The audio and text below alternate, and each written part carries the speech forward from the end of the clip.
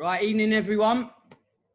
Welcome to number 15, webinar 15. Can't believe we've got this far of the player, the coach, the person. Hope you're all keeping well out there. I'm delighted to welcome another former international footballer, and it seems to be a bit of a trend at the minute with an ex-West Ham footballer, along with and Teddy Sheridan. So, Jack Collison, thanks very much for coming on. How are you doing, mate? Yeah, I'm fantastic. No, I really appreciate you having us on today. I'm looking forward to it. Good. Yeah, good to have you on. I hope you're keeping safe over there, because I've seen obviously the news and what have you. It's a little bit scary in some areas. Yeah, been a little bit mental, but we're tucked out of the way. So luckily we're away from it, and just hopefully everything gets resolved as peacefully as possible, soon as possible, eh? Yeah, definitely, mate. I've got to ask you a question straight away, because where did you live in Milton Keynes? Yeah. Right. Okay. Because I'm actually from Milton Keynes as well. Oh, are you really? Yeah. So I spent most of my life growing up in Bedfordshire, to be fair. So Milton Keynes not too far. We spent a few years living there as well when I finished playing. So. Right. Brilliant. Yeah. I mean, the two times we've met each other previously was obviously the one time where well, that was Las Vegas, so we can't really, I can't really remember too much about that. But but the other time, see, young Andrea Borg, a player from our academy here in Dubai, actually came over to and played for you at Peterborough, didn't he? Yeah, Andrea was fantastic. I mean, really impressed straight away when he come in on trial. Good feet, nice to watch, good attacking player. So obviously we did everything we could, myself and Ryan Semple at the time, to try and bring him on board. And thankfully we managed to get it over the line. And Andrea was brilliant for us as a youth team player. And obviously it gave us great pride then to see him sort of go on and make his mark in the first team and play a part when Grant McCann was in charge. So it was great. And what a lovely kid as well. Yeah, he's a good kid, lovely family. And I mean, I know he holds you in very high regard, mate.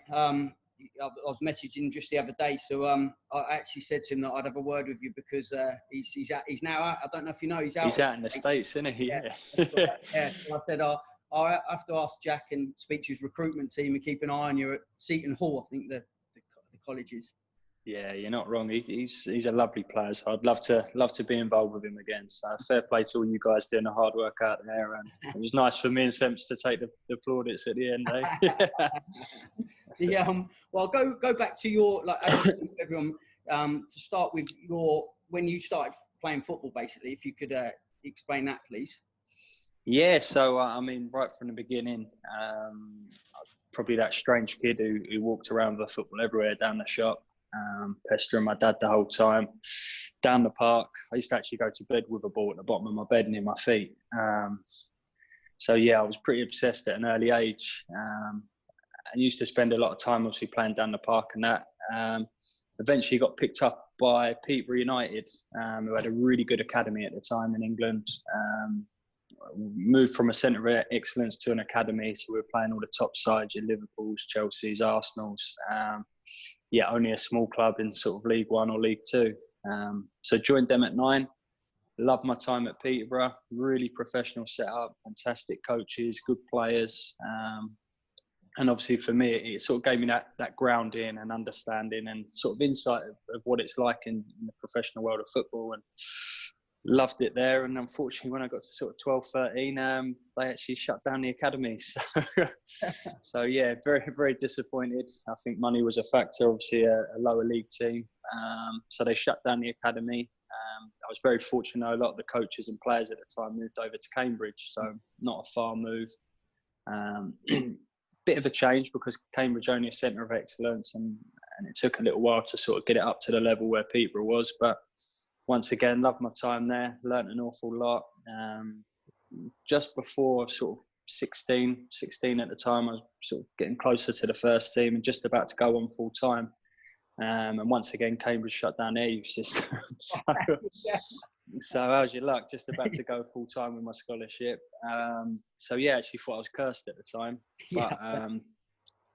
But yeah, disappointed, and once again had to get over it quite quick. But I mean, thankfully I was doing pretty well, and obviously caught the eye of a few teams. I'd been up to sort of Tottenham and Man United, for them to have a look at me. So when the time came, I was quite fortunate. I had a few options.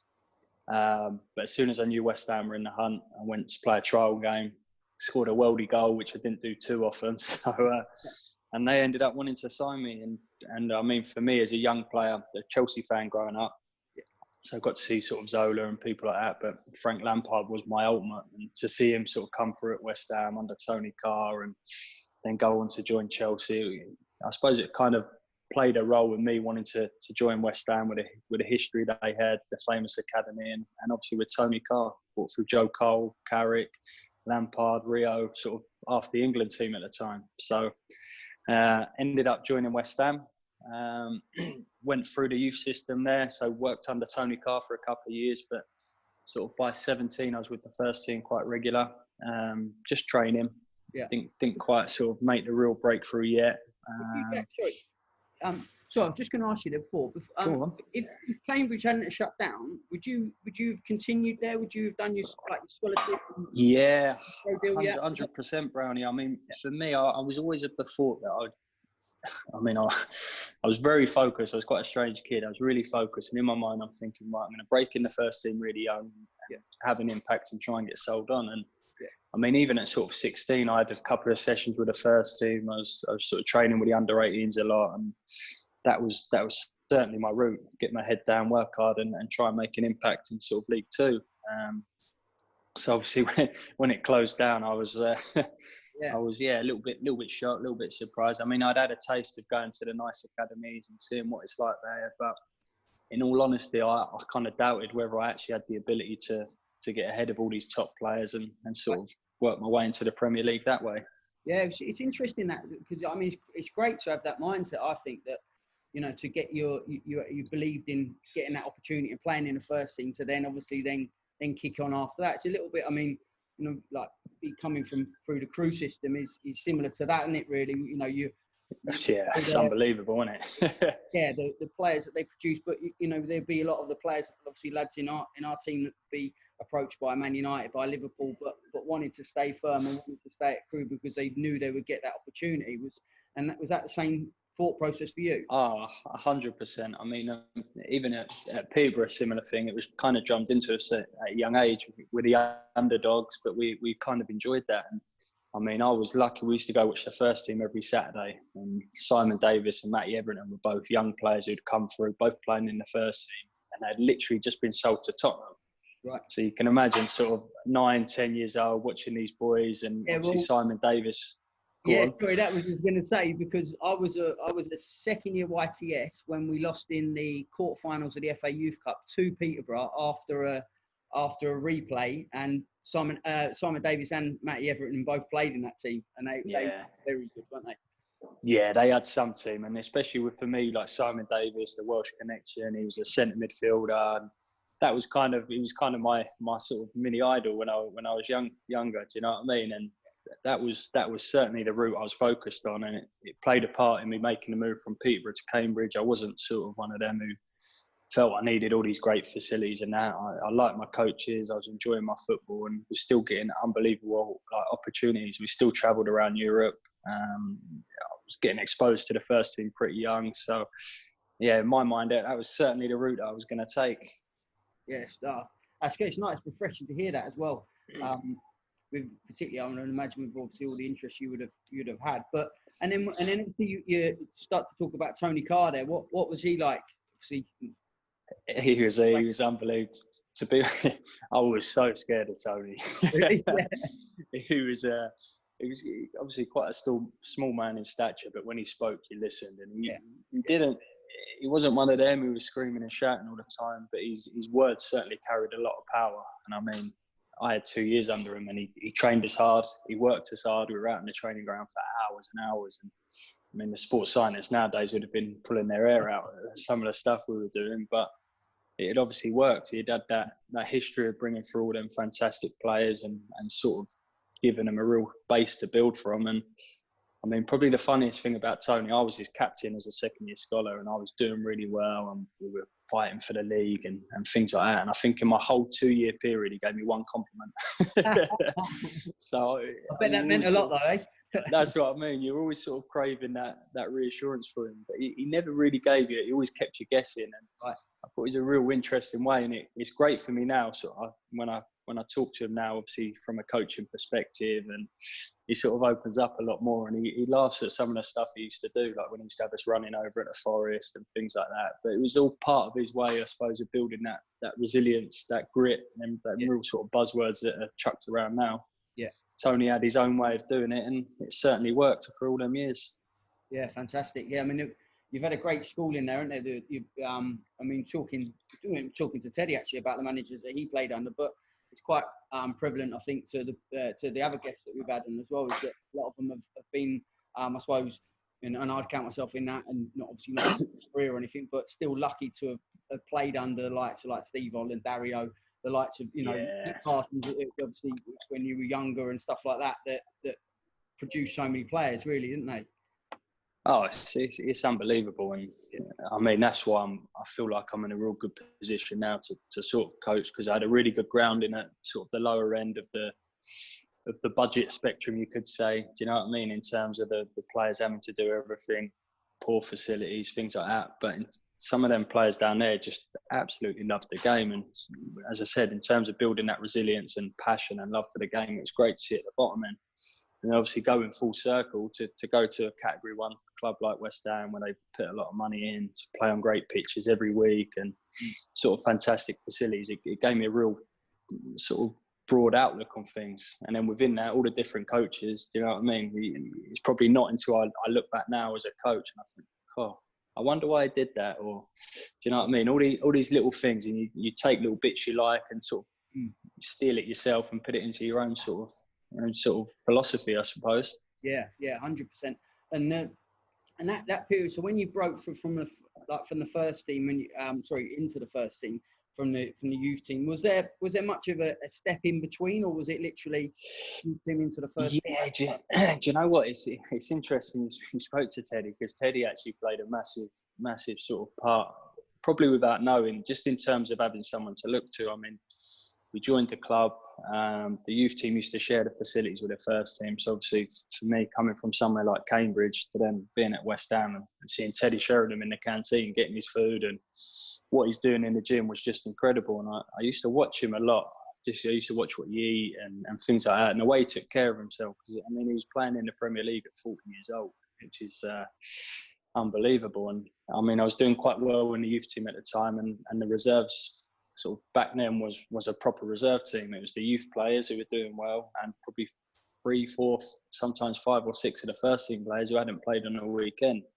So actually Teddy used to come down and play with us quite a bit, and sort of that I suppose that just to watch him once again on a pitch. We'd go and play at a rubbish ground, we'd go play at Stevenage or something, you'd be playing against a load of kids and you just see the quality he had. You'd ping a ball into him, his layups would be spot on, his work rate would be spot on, the way he'd encourage you, and it just made you feel great.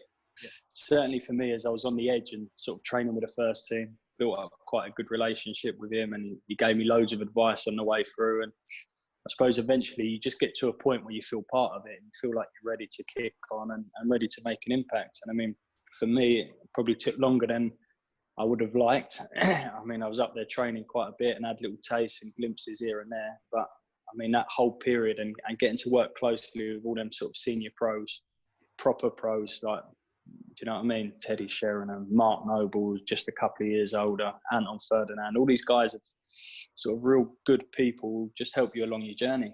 Yeah. Yeah. I mean, when you came through, I was just looking earlier about the midfielders that they had West Ham at that point. So real top midfielders as well, didn't you? Like Lee Bowyer, Kieran Dyer, obviously Mark Noble. Yeah. There was a long list, didn't they, really? So to be in him, that must have been fantastic. Yeah, it was unbelievable to watch him. I mean, I think there's a couple who really stood out. I was fortunate enough that I was there when Mascherano was there. And I don't know if you remember, funny, Pardew didn't want to play him or Tevez to begin with, did he? No, yeah. So Mascherano has actually played a reserve game with me over at Chelsea when I was sort of 17. So I played alongside him, so it was great. But I mean, to see these players up close and what they do and how they move and how good they actually are, I suppose it does two things. It either scares you to think, oh, I miles off it, or it inspires you. And for me, it certainly inspired me and made me want to work harder and get better. And I mean, Yossi Benayoun's another, Nobby Solano. You see the quality of these players, and it's just like, right, we've got some work to do here, but I want to get there. I want to be a Premier League player. So this is what I got to do. Brilliant. And then how old were you when you first played for the Wales senior team? You came through the. Did you come through the youth as well? No, it's a funny story actually. I mean, at the time I wasn't really focused on international football. I mean, England had never sort of spoke to me. Wales, I don't think they were aware that I had Welsh heritage. And it was actually Craig Bellamy who was playing for us at the time. He was playing in the first team, and he found out I told my granddad to play rugby for Wales. Yeah. And he was like, no, next thing I've got the under-21 manager, Brian Flynn, down at the training ground trying to get me to go play with them. So it's typical of Bellas. But I mean, it was great for me. Brian Flynn come down, we had a chat, and obviously said, look, do you want to come and join our group? We've got real good of under-21s. And little did I know at the time, it was Joe Allen, Aaron Ramsey, Gareth Bale just gone on, Chris Gunter, all the boys you've seen do sort of so well and take the country to the semi-finals of the Euros were that 21s group at the time. Yeah. So obviously I went and played for the 21s and done quite well, and I actually made my senior debut about 2 or 3 months after I made my Premier League debut. So both at 19. Yeah. So which was obviously a massive thing and a massive couple of months for me. Brilliant. And then was that under Curbishley? League? Or Yeah. Curbs gave me a chance. I mean, I think I'd done really well for him in a pre-season game. Played over at Dagenham and Redbridge, and I mean, it was easy. I was playing alongside Scotty Parker, so I just looked up and gave him the ball every time I got it. So I'd done pretty well, and he took me away with the first team pre-season, and then he kind of palmed me off a little bit after that, but obviously kept banging at the door, and eventually gave me my debut on New Year's Day. Played against Arsenal away at the Emirates, so could have been a bit easier. And I mean, I was travelling with the first team a lot, myself and James Tompkins, travelling, not on the bench. And New Year's Day, he actually caught us both in a lift coming up from breakfast. And he went, I hope you've prepared well. And we're like, yeah, of course, Gaffer. He went, you're both on the bench today. We're like, all right, sweet. Wait for him to get out of the lift, and we celebrated like we'd won the World Cup. It was unbelievable. And so obviously we're both on the bench at the Emirates, warming up, feeling a bit tasty and getting absolutely abused from the Arsenal fans. You should be working in Tony and Guy and all of this. Who are ya? But eventually Freddie Lundberg come off after half hour, so I ended up getting a curly finger from Curbs. He went, go on you go. Tapped me on the back, and he went, try and get close to Fabregas if you can. So it was awful. No, I mean, it was what an experience. I mean, it was quite nice. Obviously, a big pitch. They kind of gave us a little bit of space at times because they were 2-0 up. So I think they're looking at us thinking, you can't hurt us, you can't break us down. So I got quite a few touches the first bit, and then second half they just took over. I mean, Fabregas, Flamini, just sensational. And once again, sort of a real eye-opener to say, right, this is the levels you need to get to. And I think in the second half, I broke a record that year. I'd done 7.5 kilometres in the second half. I probably touched the ball about 5 times. But it was great, and it just gives you that little taste and sort of kept me hungry and kept me sort of wanting to go back and work harder and get more. Yeah, brilliant. And then you played under one of your heroes, in you and Zola. Yeah, I mean, after that, it was tough with Curbs. He gave me a start at Bolton later on in the season, but not much other than that. And then he got the sack in the summer, and obviously we heard Zola was coming in. So as a group of players, you can imagine what we're like. We're so excited. I've told this story a few times, but he come in and we're a player short in the small side. His first day, whips his gear off. Come on in, I'll have a bit of this, like this. And we're playing like a 2-touch game, quite tight, and the ball's pinged into him, and he sort of takes a little touch, but he manages to flick it. I think he nutmegs James Collins, which is quite hard to do anyway, so he's a beast, isn't he? And it just sits nicely, and he dinks Rob Green from about 25 yards, and it just nestles. And then the whole group just stood there clapping, and we're like, "Car." what have we got here? And he actually apologised to us. I think he just realised what he'd done. It was so instinctive, and he thought, "Oh, I'm a manager now. I don't know if I should be doing this sort of thing." Brilliant. But I mean, for me, it was great. You talk about one of your idols. You always worry what they're like, but he come in, and it was great to see. He was even more impressive as a human than he was as a player. The care he would take. He wanted to know about everyone, the tea lady, the young players who were on the fringes. He spent hours and hours out there on the pitch trying to make me a better player, which obviously I'm really thankful for. And eventually, I was about to go out on loan to Peterborough again, and getting frustrated because I felt I needed to play first team football. And I got a call the day before I was meant to go Peterborough saying, "No, you can't go. Mark Noble's got injured. The manager wants to keep you here." So I'm devastated at the time. And then 2 days later, I end up coming on at Old Trafford, doing really well. We play on the weekend and against Everton, come on again, I score. And then after that, I was a regular in his team. So, that was fantastic. And that season as a whole was just great. We played some unbelievable football, we played like a diamond. We had Scotty Parker, Valon Barami, Mark Noble at the top. We just played some great stuff, and it was really fun. You can imagine sort of 20 years old, playing regular in the Premier League, playing for your country and playing for one of your idols as well. So it was going pretty well at the time. Yeah, great, fantastic, mate. And how did your mentality change? Like where you mentioned earlier a little bit, like when you were at Cambridge and you were you didn't want to go to one of the bigger clubs. But when you came into that club and you said there, and then you really make the position your own and you're playing with those players, did you see a massive change in your mentality to as being, no, I'm the man now, like, or? Yeah, I think it's just one of them, isn't it? It really is fight or flight, isn't it? You're either going to have a right good go at it, and I think it's one of them. I made a promise to myself when I walked in the training ground the first day. I thought, right, I'm here 2 years.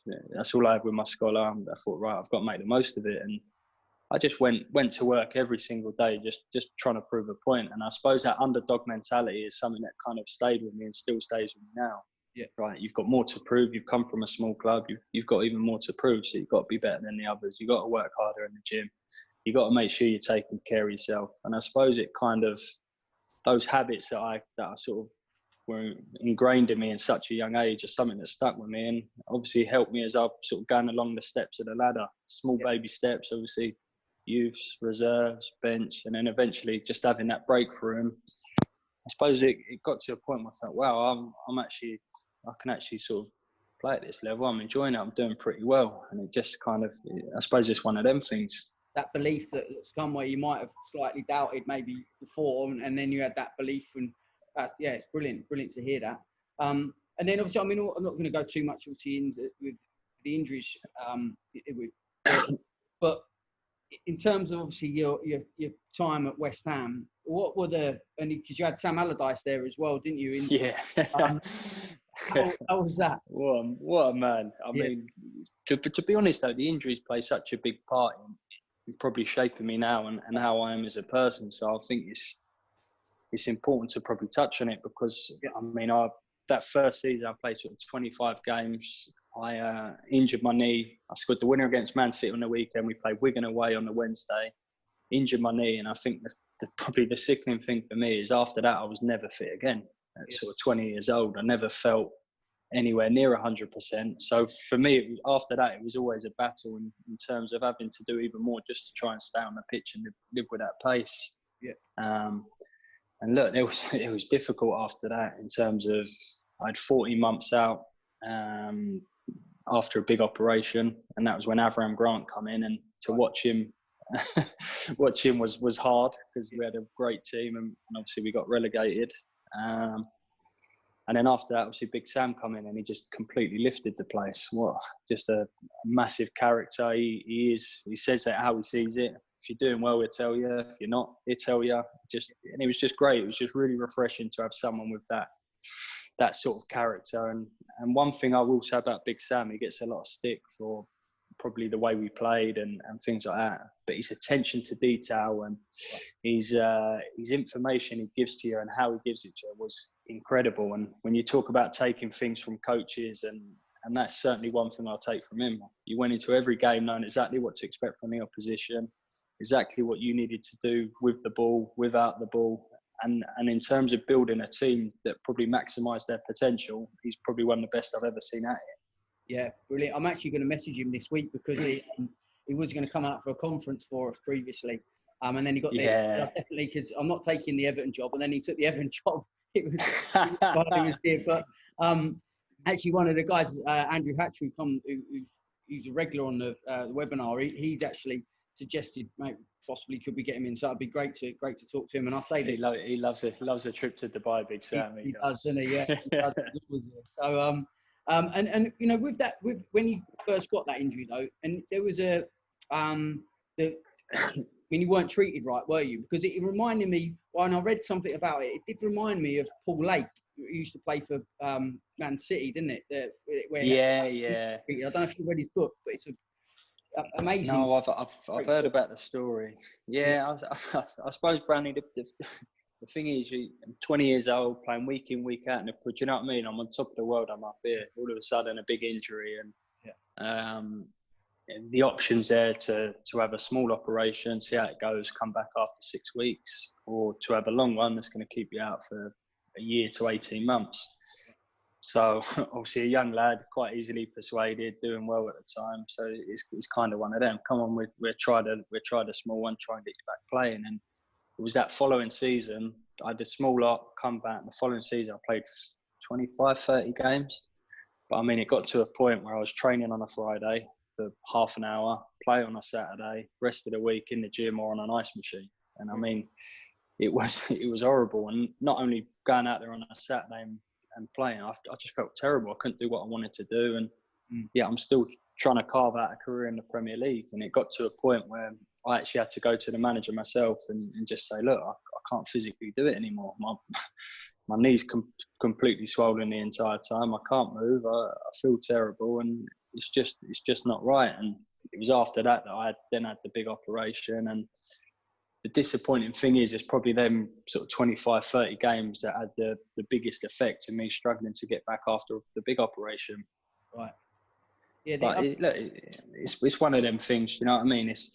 You learn from things, don't you? And certainly now all these little bits I try and put into my coaching career, and I'd never ever try and push a young player to sort of do something that could have long-term effects. Yeah. And when you had to go to the manager, it was like the medical staff didn't, you know, you'd have thought that the medical staff would have looked after you properly and told the manager. Is that? Yeah, it's difficult time. I mean, the club were fighting at the bottom of the league, fighting for relegation. Every point was massive, and obviously I played such a big role the season before. They're keen to keep me out there, and it's just one of them. It wasn't to be, and probably the funniest thing. I had my operation. I had 14 months out. Worked hard. I was a freak. I worked so hard from morning till night, every single day for 14 months, and really excited. And my first start back in the Premier League after 40 months, played at Wigan away where I injured my knee. It was the day we got relegated because we lost 3-2 after being 2-0 up, and Avram Grant got sacked. so I had such mixed feelings. I mean, I was so happy to be back on the pitch after 14 months, but at the same time thinking, oh, shit, we're going to be playing in the Championship next year. So it was funny story, but great. Like, it's all experience, and it's all things that sort of build your character and make you stronger and make you tougher. And once again, that sort of time out made me even hungrier then to try and prove a point the following season. And although I wasn't the same player, I mean, the following season in the Championship, I think I played 30, 35 games and scored 7 or 8 goals. Do you know what I mean? And sort of played a real big part in trying to get the club back up to the Premier League. Brilliant. And then you went to like, towards the end. Did you go on loan to was it Ipswich? Yeah, I mean, I went. I had a month at Bournemouth under Eddie Howe when they were in the Championship, and that was class. I mean, I wasn't playing, and I didn't feel fit, but I felt I could contribute. So I just wanted to go and play games, and opportunity come up. Bournemouth were in the Championship at the time, and obviously Eddie Howe, this young, exciting coach. I thought, why not? Yeah. And he was incredible. The way he managed me, the way he made you feel going out on the pitch, and his training sessions were so sharp. You could just get a sense they were building something special there at the time. And he actually, I wanted to sign there after my month on loan, but I actually come back and got in the team at West Ham and played a bit more after that. And then when I finished at West Ham, I had a couple of months at Wigan, which was interesting, but I was struggling with a knee again. But worked under Uwe Rosler, great coach, great person. Really liked him, and he was fantastic to me once again. But after that, I really struggled. I took a year out, tried my hardest to get playing at Ipswich. Mick McCarthy in charge at the time. Once again, what a character, what a person, just to see how he works and how we got the most out of a team on probably one of the lowest budgets in the Championship, but they're fighting for promotion every year. But then I took a year completely out from playing because my knee was it was gone. And I mean, in that year, I used the time just to try and strengthen it. I went to Italy, America, Belgium, went to see all the best specialists in the world, just to give myself one last chance, because I weren't ready to call it a day, and I felt that I could get back playing. And it was the following season that Peterborough come in and gave me the opportunity to go there and sort of try and build a career again.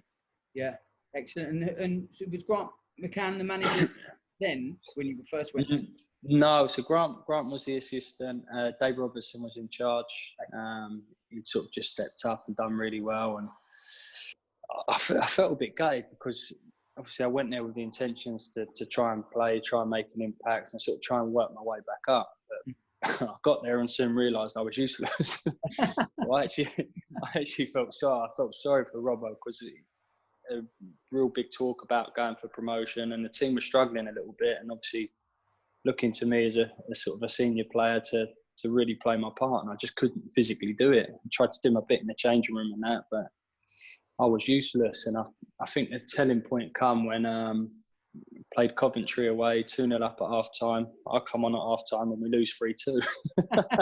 And I had a look around after the game. I thought, you know what, I'm just lying to myself, I'm kidding myself. And I wouldn't ever want to be someone who's just sat there collecting a little bit of money for not having any impact, and two, I was blocking the path for some really promising youngsters. We had Leonardo da Silva Lopez, what a player. So there's no point me wasting my time because he's 10 times the player I am at the moment. So get him in and get him around it. And I mean, it was difficult, but after that year out, I knew I'd thrown absolutely everything at it. And I mean, thankfully, Barry Fry is probably the ultimate wheeler and dealer, isn't he? And he kind of said, why not take the youth team? So yeah. One day I'm in the changing room with the first team, obviously trying to have an impact as a player. The next day I'm chucked in front of 20 kids as the youth team coach saying, right, come on in and impress us. How did you find that? Do you know what? It come back to that time from going to Cambridge to West Ham and thinking, shit, what do I do? It was similar again, right? Either I embrace it and try and make the most of it, or I'm going to have to run away and coaching's not for me. And yeah. I mean, Semps will tell you I was shocking at the start, as you would be in anything. I mean, I was questioning myself how big to set the rondo size up. Spend more time setting up a session because I was worried about area size and things like that than anything else. But I mean, thankfully I had some great people around me. You know, Ryan Semple really well. What a fella. Looked after me unbelievably well because he must have been laughing at watching me out there trying to coach. And Kieran Scarf, who's the head of academy. But I mean, that transition and that first sort of few weeks, month, I was still umming and ahhing, right, is it for me? Is it? Because obviously I'm questioning myself and struggling a little bit and things like that, and still missing the playing. I'm still missing the match day, but eventually started to grasp it and started to feel like I was improving and just started to love it after that. It was probably after a sort of month, and I thought, you know what, this is for me. I'm passionate about it, and eventually that was the thing that was getting me out of bed every day, and that was the thing that was making me sit on my laptop at 10 o'clock to try and get better and to try and improve. Brilliant. I mean, I suppose if you hadn't have had that, then do you think it would have been a more difficult time for you to know that your career, you've been completely thrown into the deep end, so you've had to deal with everything, and it's kind of not giving you the time to reflect on, you know, see what's happened from an injury perspective? I think so. I mean, I had that year out was massive for me, where I was trying to get back playing because, I mean, I was doing my coaching badges at the same time. just in case. I was doing a little bit of media work, which I enjoyed, but it kind of wasn't massively for me. And I set up my soccer school as well at the same time. So obviously I still wanted to be around football, and I was still trying to prepare, but I still had the mentality in the back of my head that I'm going to come back and I'm going to get sold, and it's going to be a great story sort of thing. And then when it is actually right, no, you've got to learn to coach. You've got to be out there, and this is kind of the route you're going to take. And as I said, the first few weeks were really difficult, but slowly you start embracing it. You start seeing little things, something you're working on in training in the week comes out in a match day, and all of a sudden it gives you a completely different buzz. And then one of the boys from your team all of a sudden on the bench for the first team, and it's just little things like that. And you think, do you know what? This is actually unbelievable. And I suppose there's probably two things now. One, I love it. I love being out on the pitch. I love training. I'm really passionate and enthusiastic about it. But the second thing is, because I had to retire at sort of 26, I felt obviously my career was kind of taken away from me. That sort of passion and that desire and that drive to sort of make it to the very top as a coach is what's really pushing me and driving me on now. Yeah, brilliant. And you've done your pro license already, haven't you? Yeah, well, I mean, I've done my B license whilst I was still playing, and started on my A license with the FAW, which was great, and had the opportunity to jump on the pro, and thankfully just finished it after 2 hard years graft. So it was unbelievable course. I mean, we had Chris Wilder on our course. To see what he's like in day to day, and then to see Sheffield United team, the way they're playing and bossing the Premier League, is just incredible. But I mean, the fact that my career was cut short for injury, I had to retire at 26 or whatever. I'm 31 now, and I'm probably 5-6 years ahead of my coaching journey than I would have been if I was still playing. Yeah. So to try and look at it sort of in a positive light rather than a negative. Yeah, I've got a lot of respect for that. Your mental strength with all that you've obviously had to suffer really there. And why? So when you then go from Peterborough to West Ham, and obviously and you work. Did you work with 3 different age groups there? How did it work? Yeah, I mean, I loved it at Peterborough. It was great. Had a real good set of kids. But obviously, having been at West Ham as a player, I get a call from Mark Noble saying, "Look, we're looking for a coach. You want to come back?" And it was kind of one of them. I'd done 18 months with the youth team and felt it was too good an opportunity to turn down. To go work with some of the best players in the country all of a sudden was unbelievable. And I went in as sort of under 14s and under 16s coach. Used to do the 14s on a Sunday and the 16s on a Saturday, and sort of jump between the 2 age groups in the week. And once again, felt really out of my depth at the start. Really out of my depth.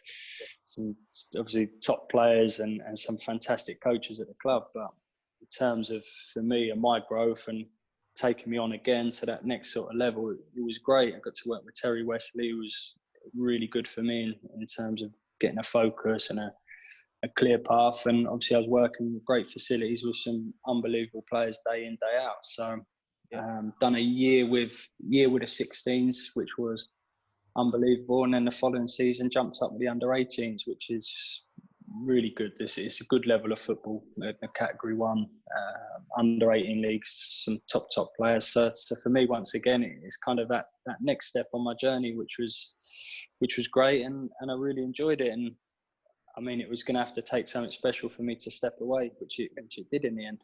Brilliant. Terry Wesley, he's been around a long time, and because he was youth team manager when I was at Luton as a player.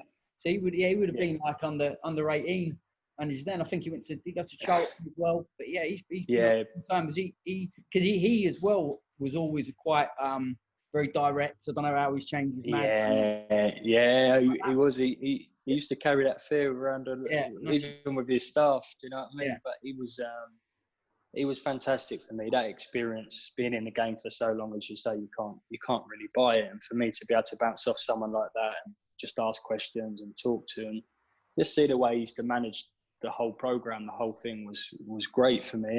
And I suppose the biggest thing was he was open just to me asking questions and getting the answers back was fantastic. Brilliant.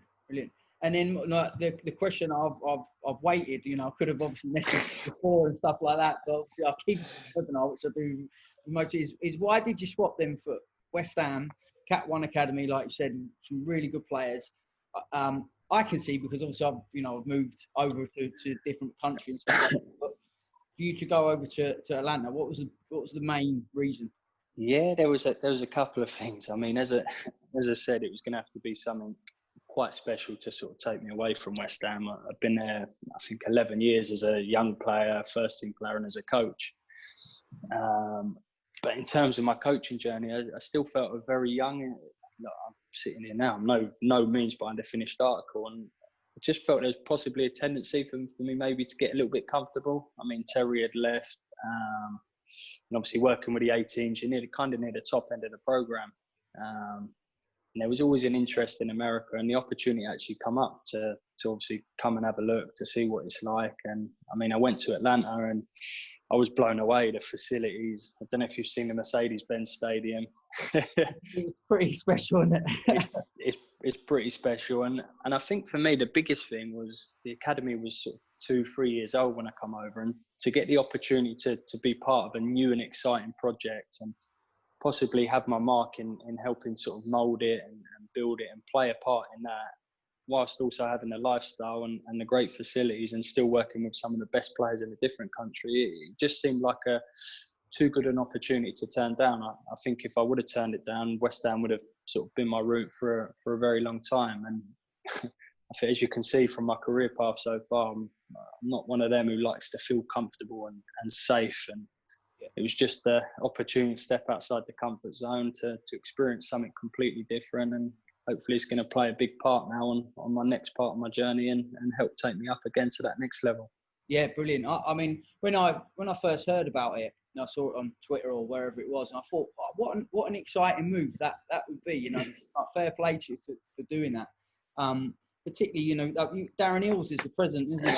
I listened to him at SoccerX in Miami in November, and he spoke really, really well. He was at Tottenham before, wasn't he? I think that's one of the exciting things. He's unbelievable, and the great thing is he's top man at the club, and he's still in there. He plays in the staff games. He's pretty decent actually. Yeah. But the club's really knitted together. The first team and the academy train on the same site. We share all the same facilities. So once again, for me to go and watch Frank de Boer training, do you know what I mean? Little things like that. All played its sort of role in it coming together, and just to see the structure and potential path route maybe at Atlanta is something that's really exciting and something I'm enjoying being part of at the moment.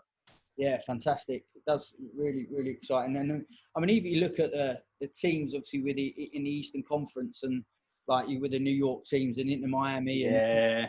And how does it work for you as like 17s boss? Who do you play against? What's the next step? How? Because I've left that alone. Do you know what? It's been a difficult period for us actually, because obviously with all this Corona stuff going on and that, we're at home. But the actual league has just folded in America, so the youth league has just folded. Yeah, I did see that. So they're in the MLS have kind of taken it over now, and it's looking like for the 17s next year potentially that it's going to be a lot of MLS competition, cup competitions, and the fixture program looks great. I mean, the best thing for us is where we're based, we can hop on a plane and we're in Mexico in an hour and a half. Right. Do you know what I mean? So we went to Colombia last year to play games, and Brilliant. That was another part of the process that was really appealing. But we're still waiting to see completely how it shapes up. But I imagine it'll be some sort of conference. I mean, where we are is great. We've got into Miami on our doorstep, Orlando. Obviously, Charlotte have just got a team now, not a million miles from New York. So you've got NYCFC, Red Bull. So it's really competitive. And the thing I think they do really well out here, which I've seen, is just bringing all that together. Right. I mean, they had a winter showcase last year, and there's, God knows that, nearly probably 50, 100 teams playing games. There's football on all day. Yeah. And it's great to see them all sort of bring it together and how they do that. So the next steps for them, I think, is going to be really important, because I think the love for the game out here is massive. Some of the players are incredible. They just need to find a way to bring it together, and I think they could be a real powerhouse in the world game. Yeah, that was going to be my next question in terms of how they compares, West Ham's 18s to the 17s you're taking at the minute. What in terms of what are they missing or not missing? What the players look like? Do you know what? I think that was a real. That's why I had to come out and see it for myself, because obviously there's that Warriors going to be real disparity. And look, don't get me wrong, some of the kids at West Ham are phenomenal players. And I mean, Jeremy and Ngaki was playing in my youth team last season. This season, he's made his Premier League debut. He's playing against Man City, Liverpool. So that's obviously a big part I will miss.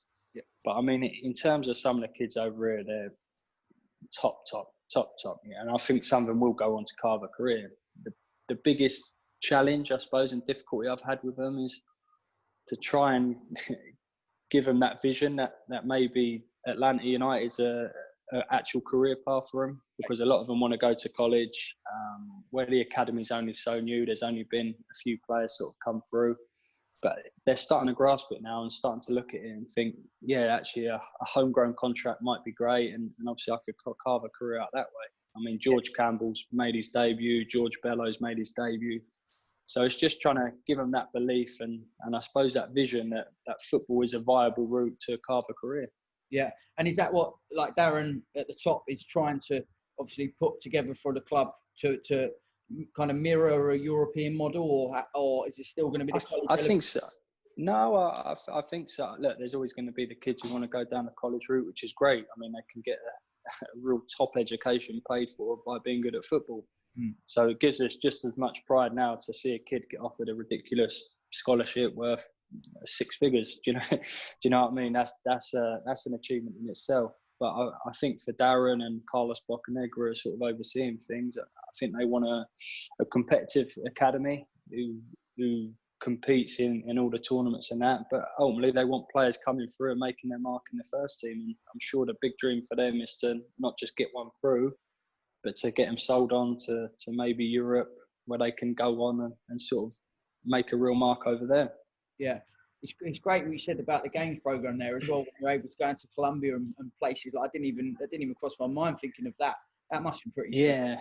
Oh, it's mental. I mean, the boys probably on a plane 15, 20 times last year, which is obviously quite different. Even to go to Miami, we jump on a plane to do it and things like that, which is a great experience for them. Do you know what I mean? It's a life experience at the same time, getting to travel around and see all these places. So we try and make sure that they appreciate that and understand that it's a big thing to be able to go on a plane and go and play a game of football and stay in a nice hotel and obviously have all these nice things given to them. So yeah, it's fantastic. And I think that sort of link to South America as well was another piece in the puzzle in terms of wanted me to come over it. Yeah, brilliant. And how do you see your coach development, at the club and for you personally in terms of becoming a better coach? How do you see that unraveling? Do you know what? We had a really good, real good. Who did we have a chat with the other day? Alex Inglethorpe from Liverpool. Yeah. Unbelievable. We've done a Zoom thing. So we've done some really good Zooms with all these top people. So there's a big focus on that for our CBD. But he said, as long as you're around good people, you're going to be getting better. And literally some of the people at the club at the moment are fantastic, great people, but they're also really bright coaches. So for me, it's great to go out and watch the under-15 coach whose technical details unbelievable. Unbelievable. So for me to go watch him, or to maybe go watch Stephen Glass, played in the Premier League. He's taken the USL team now to go and see him and the way he works. And obviously what we missed at West Ham, that link between the academy and the first team, now all of a sudden I can sit there having a cup of coffee and watch Frank de Boer taking the first team and seeing what they're doing. So I'm really keen to sort of learn off other people. I think Sean Dyche said it on one of his podcasts. Football coaches are the best thieves. You see something you like it, and see something you like it, and you manage to try and fit your own twist on it. So for me, my coach development is certainly trying to learn off other people, see that, to try and, I suppose, understand how the land is out here in the US as well. Do you know what I mean? To see how it all works and kind of grasp that, and just trying to keep kicking on year after year, making sure that I'm challenging myself. Because if I do get comfortable, I don't like it. I didn't like it as a player. I get bored and I'm not very productive. Fair play, mate. That's a really exciting project, and great. I'm gonna have to try and wangle a way to come out and see. Yeah, there we go. Before I go on to we've got a few messages there. I was just going to ask you, could your soccer schools? I hear really good things about your soccer schools, and I saw on Twitter, and you're keeping in touch with the kids. So I think that's been great to see that you're obviously being able to, keep that going. You've got a number of venues as well in different areas as well, haven't you? Yeah, I mean, to be honest, the soccer school was an unbelievable release for me. Sometimes being around the pro game and being injured and having them dark days, you kind of get bogged down in all the politics of it. And sometimes it can be a bit of a dark place, professional football. So to then come and take a step away and just see kids who are out there loving the game, you just can give them a ball and they just enjoy being out there. And you see that real passion and that enjoyment. It makes you feel good. So for me, it was really important. Even though I'm out here in the US, I still want to make sure that the soccer school's going well. It's still growing. It's still improving. The kids are still having good experiences. And I suppose the amount of time I've been on Zoom over the last couple of weeks, I thought it was a good idea to obviously jump on a call and do a little bit of work with them as well. So no, it's something I'm really proud of, and I'm pleased to keep seeing it grow. And as I said, it's not aimed at all the best players and all it is. It's about enjoying the game that we all love and giving the kids just a fun experience. Yeah, no, fair play. It's fantastic. Andrew Hatcher has asked a couple of questions, but can you please share anything with us around how you manage your mindset and mental strength during your injury? Ooh, good question. As I said, it's dark sometimes. I think the worst thing is probably when you're sat in the gym or on a bike or on a physio bed and you can just see your mates out on the pitch having fun and enjoying playing football. And I suppose for me, I was so focused and I just had a real sort of desire that I wanted to get back as quickly and as in best shape as possible. And I always used to write little goals. I'd have a diary, I'd have weekly goals, daily goals, and I'd have a checklist of things that I had to tick off. And I think just by doing that, it kind of helped me stay on track and helped me stay motivated, and certainly something that really sort of drove me. And it's funny, I've got all my books and all my journals and everything now, and probably the best thing is when I would have a bit of a crappy day, I'd actually sit there and just write down some thoughts. And I found by getting it out there on paper, it kind of helped clear my mind, and I'd come in the next day sort of ready to go and really focused.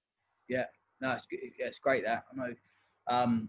Speak to a lot of people that find it really, really important to get those thoughts down on paper and to help themselves out. Michael Brady has put, out of all the coaches you've played under, what qualities have you taken from them and how have they influenced your own coaching philosophy? Fantastic question. I mean, I was very fortunate. I've played under some fantastic people. I think for me, probably the ones who stand out, I think Zola. As I said, for how he was as a human and in terms of building relationships with everyone around the training ground and how he made you feel was massive. I mean, he probably wasn't getting much out of taking a 19-year-old kid out on the pitch and doing some extra technical work, but it made me feel great, and obviously he gave me an opportunity in the first team after that. So probably Zola, the way he made you feel. Sam Allardyce, his attention to detail and his stats and just being so on the ball in absolutely everything. You knew how many crosses we had to get in. We knew how many goals we had to score at home throughout a whole season if we wanted to get promoted. And to see that come to life was incredible. And certainly from Big Sam, I'd take that. I mean, I played on some great. Eddie Howe's training sessions were just so sharp and tense and buzzy. You wanted to be out there training. Probably the other one who really stood out for me was Gary Speed. Just once again, but the way he used to just talk in a meeting and the way he could hold a room and the way the players listened and bought into what he was telling us, it's hard to put your finger on why, but he was just an incredible man and he just had an incredible way of sort of doing things. Yeah, you've had a fantastic mix there, haven't you, of different managers who yeah, a bit of everything. Yeah, Cars and Westleys and all those types of people. That's fantastic. Andrew Hatcher again he has asked a few questions, and one of that's really been answered there. But speak about managing young players with injuries. Do you please have any advice on how you would have wanted to be managed during your injury, potentially feeling isolated from the group? Which is a good question. That. Yeah, it's a difficult one. I think whatever happens or whatever anyone says to you as a competitive sports person or a competitive human by nature, you're always going to feel isolated if you're not able to be part of the group and sort of be able to play your part. I suppose the biggest thing you can do is just check in with them, talk to them, make sure they're okay, ask them questions.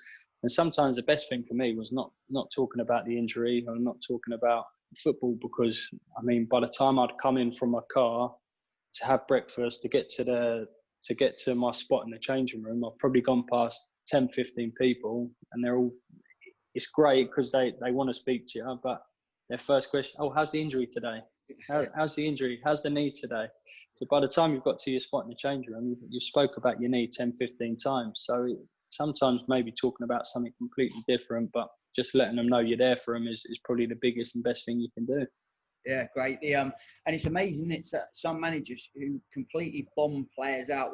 Don't talk to them when they're injured. You hear stories like that, and you just think, why? I can't get.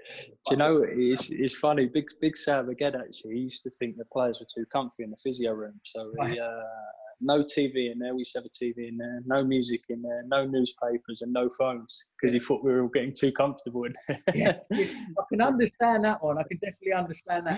So, like physio rooms, it's great in it with a banter and yeah. And you do enjoy that at times until everyone's gone out bloody training, and then if you're injured, it's horrendous. But there is a bit of that there with newspapers and like if you've got TV and stuff.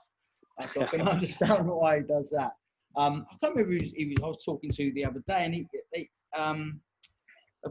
ex-player, and they were saying exactly what you just said there as well. Around it wasn't to do with injuries, but it was just to do with when they were talking to the manager, he would always ask them just about their family and not just it's it's massive that little bit there, that man management. I think even now as a coach, you spend more time trying to deal with players' personalities, trying to get the most out of them, and just trying to be someone for them to sort of sound things off, because ultimately you want your players to go out there and feel good. If they're feeling good, they're going to produce their best football.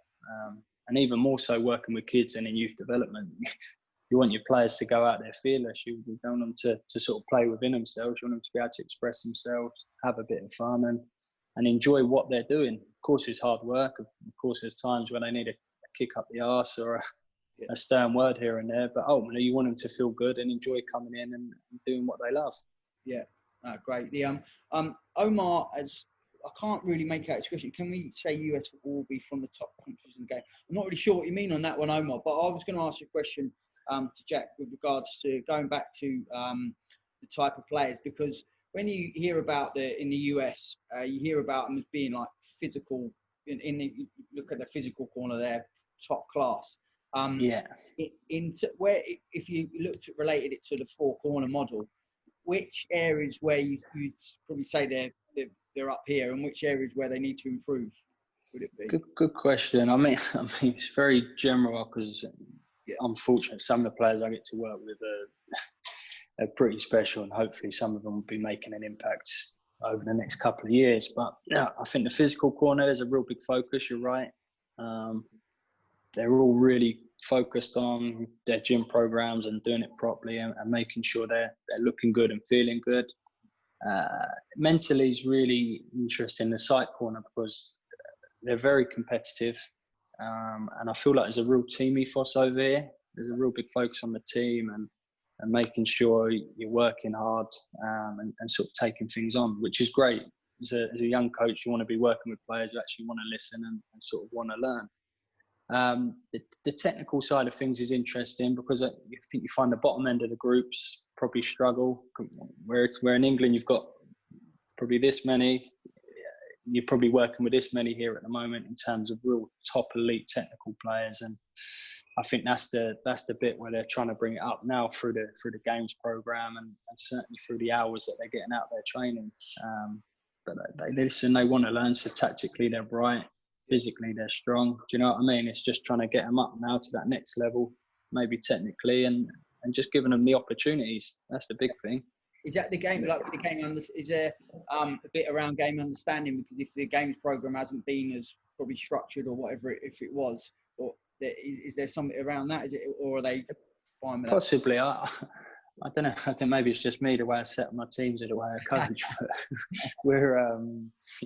But we're just a little bit loose. I think I like players to feel free and rotate and be able to move. And as I said, just enjoy it and play exciting football. So maybe it's, I don't know whether it's me. I had the same problem at West Ham, but we're nice, easy on the eye, good going forward, and we score a lot of goals. But there's a lot of teams in the US, I will say, a lot of the teams who are really well set up, playing a low block or a medium block and hard to break down. But I think working in youth development, that's not youth development. You don't want your centre back bombing it and smashing it forward all the time, and everyone else just getting in and compact, because they're not going to touch the ball. They're not going to get any opportunities. The winger's not going to get an opportunity to showcase his talents because he's too busy chasing the fullback back the whole game. Do you know what I mean? So I think there's that real fine balance, and as I said, some teams have been set up really well. Yeah, it's just one question, if it's all right, just before you go.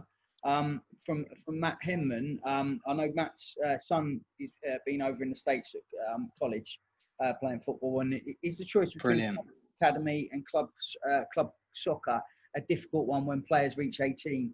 Do you have an education provision on site? Sorry, what was that one, Brent? You just cut out. So is the choice between club academy and club soccer a difficult one when players reach 18? Do you have an education provision on site?